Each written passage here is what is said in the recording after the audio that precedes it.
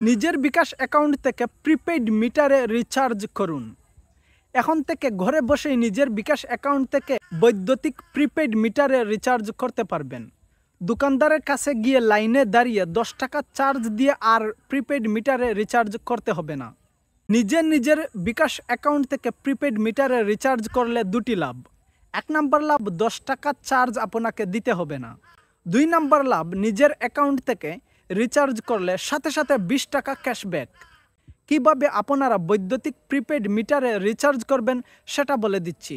ভিডিওর মূল পর্বে যাওয়ার আগে ছোট্ট একটা রিকোয়েস্ট, পেজ থেকে দেখে থাকলে ফলো, ইউটিউব চ্যানেল থেকে দেখে থাকলে সাবস্ক্রাইব করে পাশে থাকবেন, কারণ এরকম ইন্টারেস্টিং ভিডিও প্রত্যেক দিন আপলোড করা হয়। মিটারে রিচার্জ করার জন্য আমরা সরাসরি চলে যাব বিকাশ অ্যাপসের ভিতর। তারপর এরকম একটা ইন্টারফেস শো করবে, আপনারা দেখতে পারবেন লেখা রয়েছে পে বিল।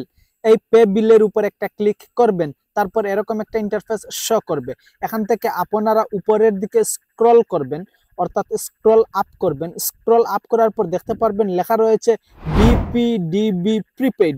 এই বিপিডিবি প্রিপেইড এটার উপর একটা ক্লিক করবেন, তারপর এরকম একটা ইন্টারফেস শো করবে। এখান থেকে আপনারা উপরে দেখতে পারবেন একটি বক্স দেওয়া আছে, এখানে আপনারা আপনাদের মিটার নাম্বারটি দিবেন।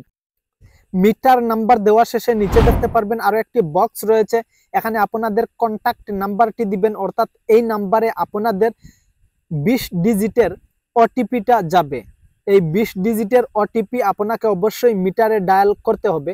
নাম্বারটি যখন দিবেন ভালো করে দেখে শুনে বুঝে দিবেন। তারপর উপরের দিকে স্ক্রল করবেন। স্ক্রল করার পর দেখতে পারবেন একটি এরো বাটন দেওয়া আছে, এই এরো বাটনের উপর একটা ক্লিক করবেন, তারপর এরকম একটা ইন্টারফেস আপনাদের সামনে শো করবে। আপনি কত টাকা রিচার্জ করতে চান সেই টাকাটি, সেই অ্যামাউন্টটি সিলেক্ট করবেন, তারপর পাশে দেখতে পারবেন এরো বাটন দেওয়া আছে, এরো বাটনের উপর একটা ক্লিক করবেন, তারপর এরকম একটা ইন্টারফেস শো করবে। তারপর আপনারা নিচে দেখতে পারবেন একটি এরো বাটন দেওয়া আছে, এই এরো বাটনের উপর একটা ক্লিক করবেন, তারপর এরকম একটা ইন্টারফেস আপনাদের সামনে শো করবে।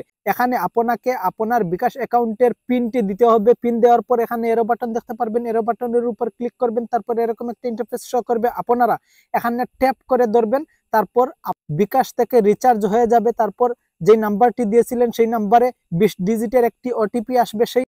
এই যে দেখেন প্রিয় দর্শক, ওটিপি গুলার কথা বলতে বলতে সাথে সাথে আমার ওটিপি গুলা চলে এসেছে। তারপর আপনারা মেসেজ অপশনে যাবেন, মেসেজ অপশনে যাওয়ার পর সেই 20 ডিজিটের ওটিপি গুলা দেখে আপনাদের মিটারে ডায়াল করবেন। খুব সতর্কতার সহিত ডায়াল করবেন, ভুল হলে রিচার্জ হবে না।